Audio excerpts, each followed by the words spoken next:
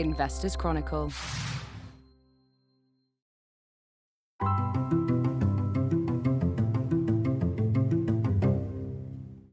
Hello and a very warm welcome to Lee and the IC, the podcast in which I, Alex Newman, an associate editor at the Investors Chronicle, get to pick the brains of Lord John Lee of Trafford, ISA millionaire, renowned UK investing enthusiast and career politician, which will be important for today's episode.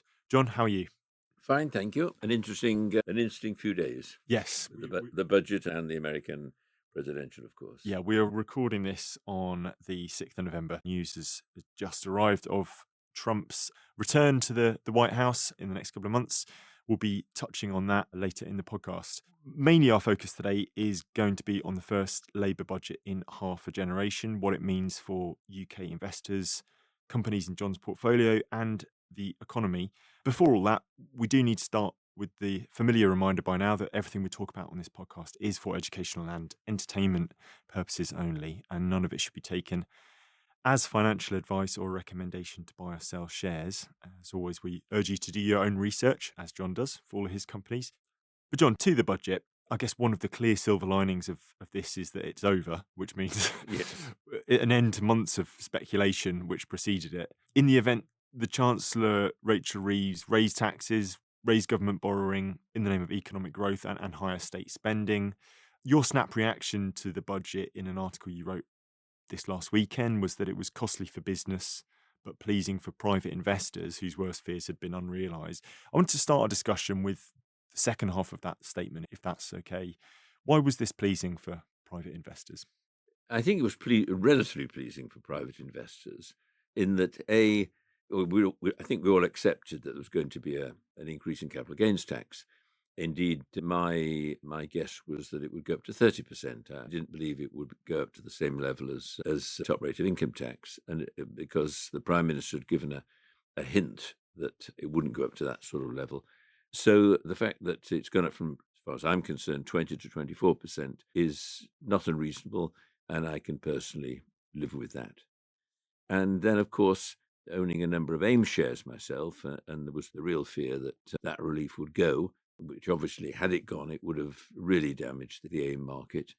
I'm glad that the government listened to representations and came down with a package that essentially said, OK, we'll reduce the inheritance tax relief by half to 50%. So the combination of AIM surviving, and of course we saw a little bounce in quite a number of AIM shares, and a modest increase in capital gains tax, really overall was relatively satisfying to me. Those were things that I was concerned about, and obviously also being I almost say a professional ISA investor, was pleased that and surprised actually that they kept the current 20,000 husband and wife levels and more or less guaranteed them, as far as I'm aware, until about 2030, I think. In a purely personal, narrow way, I wasn't unhappy. Yeah, so no news on the Brit ISA, which seems like it's been canned. But other than that, I think the top line seems to be worst fears allayed, a little bit of security projected out into the Parliament and reset from here, in a sense. Yes. Before we just dive into a few more of the details about the ramifications, both for your portfolio and just how you maybe assess stocks in light of the budget, you've got a lifetime of experience of politics. Watching the budget, this is the first from a completely new administration in 14 years. Did you get the sense that Labour has front-loaded the pain for this Parliament, or that it has set a tone for an adversarial relationship maybe with business or entrepreneurs or private investment? Obviously, we're still in a cloud of a lot of commentary at the moment where bats are still being thrown. What was your sense of the tone that was struck overall? I think just going back and to answer the question, I think it's been a very strange and a very rare period, because I don't think we've ever had this 4-month gap between an election victory and the first budget of an incoming administration. And so, of course, that 4 months was full of speculation about what may happen. And, of course, it gave individuals, investors like myself, plenty of time to take defensive action. And certainly talking to friends of mine who are practicing accountants or stockbrokers, there was a lot of activity. So a lot of people were selling shares. Indeed, I did modestly myself to take advantage of the certain 20% tax rate. People raided their pension pots and their SIPs, and a number obviously transferred money to children and similar divested themselves of assets. And then, of course, it wasn't helped by all the leaks. And I wrote and said that there were more leaks in this budget than Thames Water. So it was a very curious period. In the old days, of course, in my life in the Commons, the slightest leak of a budget would have been a resignation issue. And this time we had all this speculation. Now, I think the big mistake that the Labour government made in the sort of pre-election period in their manifesto was this commitment not to increase income tax rates for working people, whatever a working person is, and not to increase VAT apart from VAT on school fees. And that, of course, meant that their room for manoeuvre in a necessary tax-raising budget was extremely limited. And so what they've done, because of restricting themselves, essentially is to load the costs onto business, which isn't terribly clever if your main thrust and aim is to encourage business to expand and grow and to encourage new people to start businesses, and obviously to widen the overall tax net by bringing in larger farmers, for example, and increasing inheritance tax rates and attacking pensions as well. There we are. I think the general feeling is that the Labour government may well have to return at some stage in the future and raise more taxes, because I think some of their projections are a touch optimistic, including the amount you will realise from chasing fraud and things like that. And also, of course, you've got to remember that you've got a huge number of Labour backbenchers, and many of them will be obviously pressing for greater expenditure on welfare and on care and on housing and the NHS, apart from the pressures on things like defence, for example. I wouldn't be at all surprised if they don't have to come back and ask for more. I think just to remind listeners, one of the changes you did make to your portfolio before the budget, so you could see that the capital gains tax was going to be reviewed. You had a couple of companies, Nichols and FW Thorpe, which were, I think, as you said, had been very profitable investments. Long-term holdings, Yeah, yes. and that it made it sense to sell out ahead of time. I was looking at your register of interests. I think on the 11th of September, you sold your positions there. So both stocks, I was checking, fell subsequently, or fell after you sold out, but have since rallied back to the level at which you sold them roughly, and that's post budget. So in the last week, essentially. Two examples don't tell the story of a market, but this does suggest that some investors did, as you did, sell out ahead of the budget, then may have bought back in after this announcement. I mean, what are your thoughts on this kind of apparent round tripping? It's a little odd to see it reflected in share price. Both Thorpe's and Nichols have done me proud over the years, and they were both outside my, so therefore obviously liable to capital gains tax if. Now, on the basis that I thought capital gains tax was going to go up more significantly to 30%, it seemed to me, given that they were pregnant with profit, and both very good, solid, sound companies with a good growth record, and both very cash rich, fine companies. But it seemed to me that if I held them, and yes, they appreciated further, that extra appreciation would disappear in that increased capital gains Right. tax I was going to have to pay. So therefore, it seemed to me that I should sell the two of them, take the CGT hit of 20% on the chin, and that at least would give me a pot of money to be ready post-budget if they did hit AIM shares hard and therefore AIM shares fell further, or indeed any opportunities that arose from the budget. I always tend to be fairly fully invested, so this did give me this extra liquidity. I know you used some of that, also that liquidity in advance, because you had other things you mentioned last time that you needed the cash for. Notwithstanding, did you buy back into Nichols and Thorpe's, or are you thinking of doing so now? I didn't. I repeat again, they're both very solid companies, but yeah, I don't think either would be considered shooting stars, as it were. And there are always new opportunities around, and there were one or two stocks that I wanted to increase my holding exposure, that I thought over the next 12 months or so would have greater prospects of appreciation, like PZ Cussons, for example, which I mentioned. Yeah. Outside of the event of a budget where it's been heavily trailed that things are about to change, are you of the view that because you essentially can't change it, you're no longer in government, so you don't have the direct ability to change it, but more generally as a private investor, you can't really change tax policy, the rate at which it's set, and therefore it's almost easy to ignore it? Do you take that view, or are there certain times in your investing life where you've seen the rate at which tax is set and that has felt prohibitive to the returns on offer from any given company? No, I don't think my fundamental approach has really changed. Um, I think if the rate of capital gains tax has, say, gone up to 45%, I can well see a number of people saying investment's not worthwhile, Right. as it were. Why do it? Let's spend the money on other things. But I think I'm pretty wedded to this investment life. The stock market's by and large been a huge interest of mine, Mhm. and by and large also it's done pretty well for me. So I think I'm too old to change, and there'll always be new opportunities and new situations out there that one can plug into if you get them right. Yeah. I want to turn to business and some of those opportunities in a moment. Just finally, on the inheritance tax point, this compromise that was set, so there's a 50% relief now. Does this leave the door open to a cut further down the line, depending on how, I suppose, the new adjustment plays out in the next year or so? I think there has to be a risk that government may get rid of the remaining Mm. half benefit. But on the other hand, I think that the same negatives would apply in the future, the damage they would do to the AIM market. And frankly, there was so little in the budget to encourage new new entrepreneurs, n- new growth.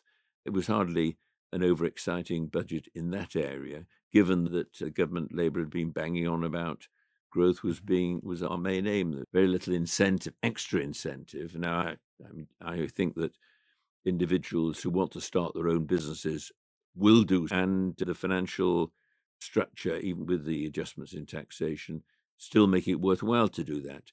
But you couldn't really say that there were any great incentives to encourage people to start and take that extra leap and that extra risk. Yeah.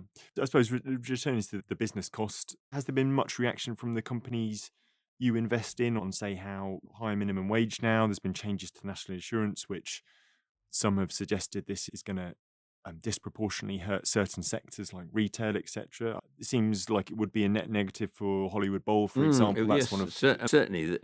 Firms employing labour, employing a substantial number of employees, particularly a low-paid element, clearly that there is an increased cost there. I think that a company like Hollywood Bowl will be able, through skillful management, to handle it in terms of maybe even greater efficiencies, but also in terms of probably a very modest increase in prices as well. So I think they'll be able to handle that. But obviously, it's going to mean that firms are not going to recruit additional employees as they might have been willing to do. And in some cases, obviously, some other businesses would have been hit. Now, for example, Christie Group had a very substantial, still have just a very substantial stock taking business where they employ a lot of people, particularly on a temporary basis for stock taking jobs. And that would have been quite a hit there. Thankfully, that business actually has been losing money. And thankfully, Christie's announced yesterday they'd sold that business. That gave a little bit of a boost to Christie shares, which obviously I was pleased about, given that it's been a large holding of mine. And I suppose more generally, thinking across some of your other holdings, there is a focus on niche markets in some cases, specialization, which pads margins to a degree, gives a kind of premium product selling ability to the companies you invest in. Does that almost safeguard against To situations? some Yeah, extent, I think the word that might be used might be moat, as it were. right. Does the particular business have a moat round it and make it less easy for a potential competitor to start up? I like to feel that most of the companies I'm invested in are strong within their own sectors, are established, are profitable, and hopefully will continue to grow.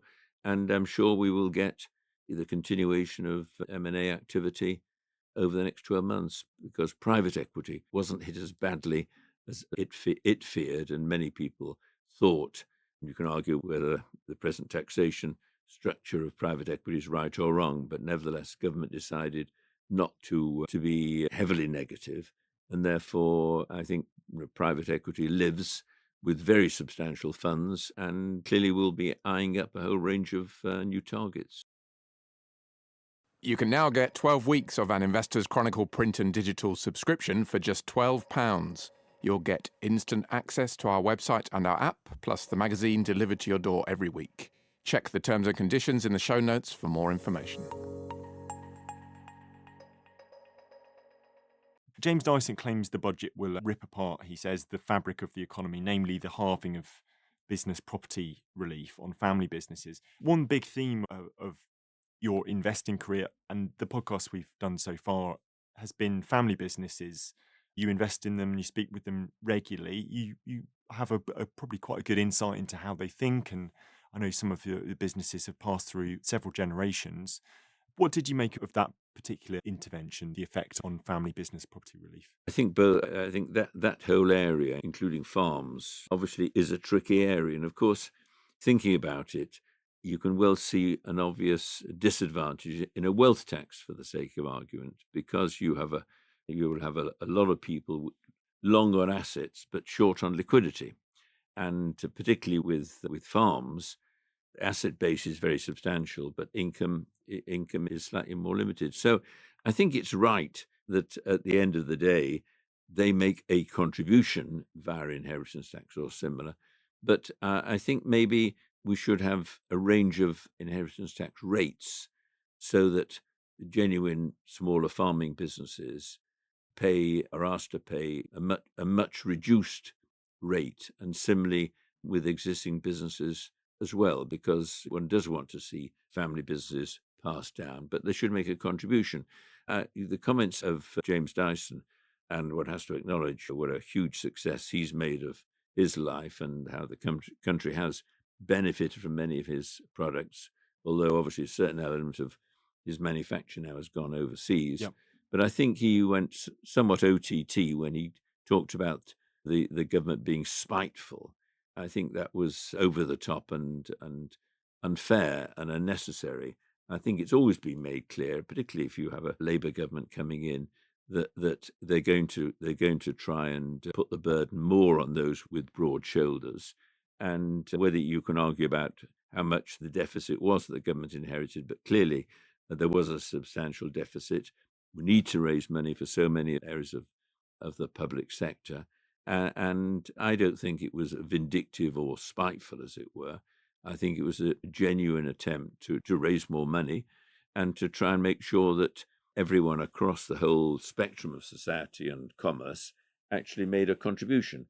But I think that government were a little bit clumsy, or more than that, and I think may well have to backpedal a little, because clearly the farmers are going to be marching on Parliament. Yeah, we may have a sort of French siege on the something like that on the cards if some reports are to be Yes. believed. So the OBR has left its growth forecasts largely unchanged following the budget, and of course the points you're raising totally apply, don't they?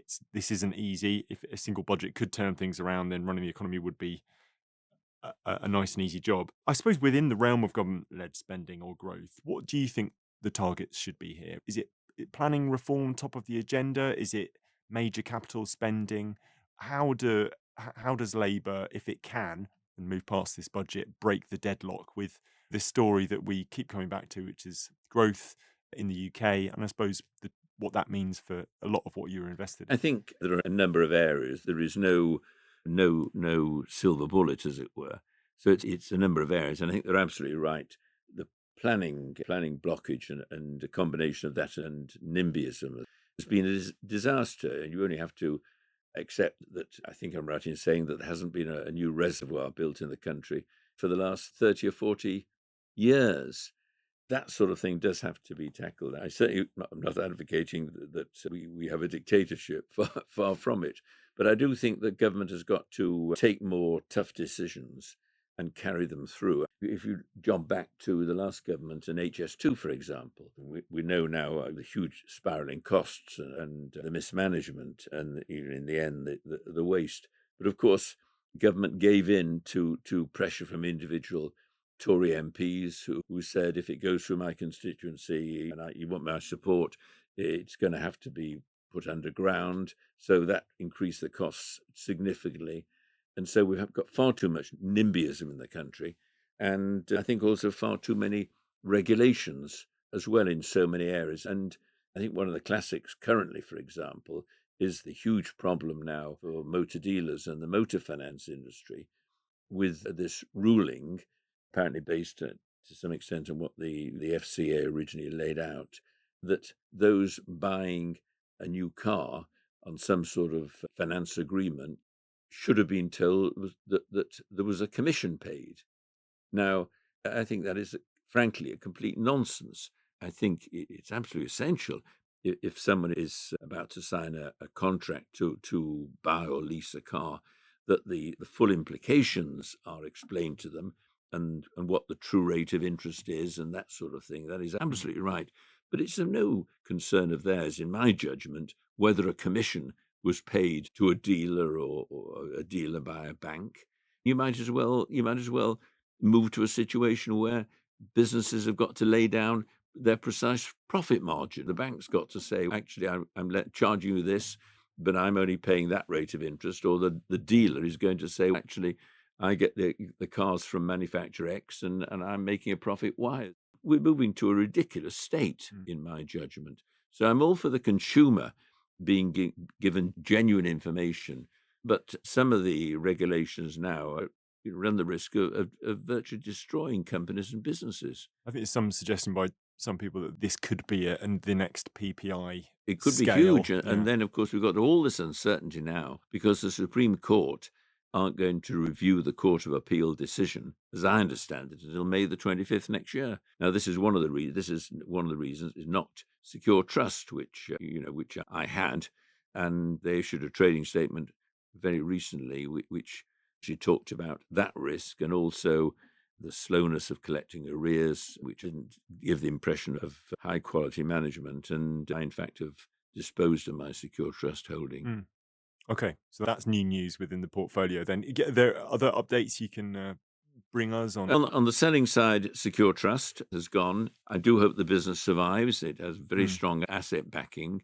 But on the other hand, this uncertainty is going to last for quite a long time. I think Close Brothers is the other stock. Close Brothers is the big one. And of course, Lloyd's could take a very big hit indeed. And there are others, companies like S&U. On the selling side, Secure Trust has gone. And of course, we mentioned earlier that Nichols and Thorpe were sold pre-budget. I added to my PZ Cousins holding because I take the view that when they divest themselves, as they almost certainly will do, of Nigeria, which has been a drag over the years, hopefully they get a reasonable consideration for that, because it's a very valuable business in Nigeria, particularly to an indigenous Nigerian, as I think from a UK public company, that PZ Customs will be seen in a totally new light. And I think the prospects for an upward re-rating over the next 12 months are quite considerable there. So I've added there. I also modestly added to my Christie holding on the strength of this excellent deal to sell the loss-making stock-taking side, which I think will transform their cash situation and the bottom line profitability.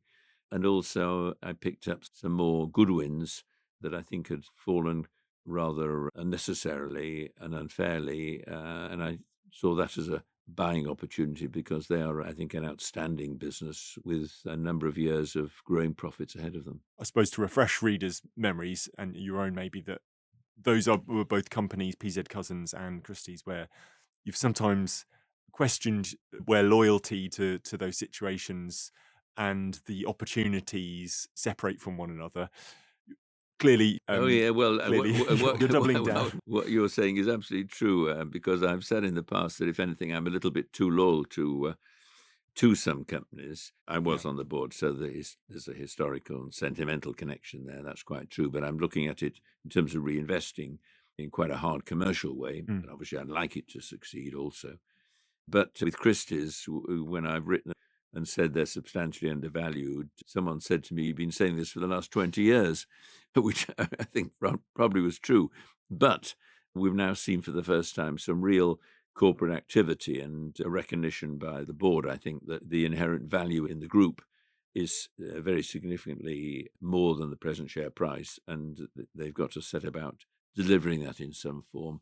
And the sale of the stock-taking business, I think, is the first step in that direction. Let's step away from the UK for a moment. It would be remiss of me not to get your thoughts, John, on Donald Trump's projected return to the White House. Looks all but certain as we were recording this morning. Last time we were here, this meant trade wars and considerable uncertainty for a certain mode of global investing. He's again vowed to raise tariffs in a very big way. You're an investor in global-facing companies. Does this unsettle you at all? In commercial terms, I think there are pluses and minuses with the presidential results and with Trump coming back. On the plus side, clearly, we're not going to have a long, drawn-out legal battle about fraud and in voting terms and that type of thing. So the result is pretty clear-cut. And the market doesn't like uncertainty, and it's got certainty. It's got Trump. Now, Trump, broad brush, I think will be seen, probably rightly, as being very pro-business, as distinct from pro-welfare, which may be more Kamala Harris's position. And I think also, in terms of specific areas, I would imagine he would probably work to increase defense expenditure and lean on NATO allies to up their spending on defense. So defense, I think, is a sector that will definitely benefit. Now, the negative to a Trump victory clearly is his threat of protectionism. Depends, obviously, on the degree that he actually brings in protectionist policy.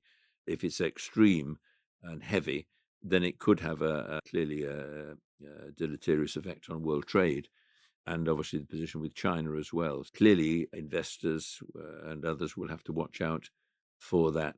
And hopefully, although he is very much a one-off, very flawed in so many ways, hopefully this time he will have a better quality of advising team around him, as it were.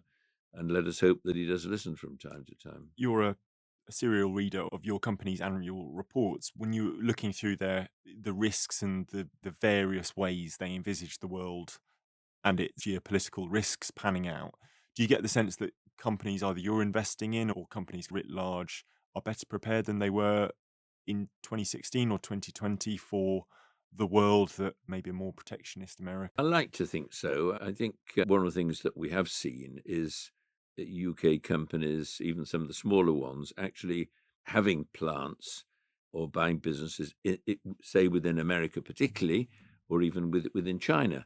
So just quoting one or two of my firms where I'm invested, Treat got a big plant in Florida that is of as higher quality as this very impressive one in Bury St Edmunds that I went down to visit again 3 or 4 weeks ago.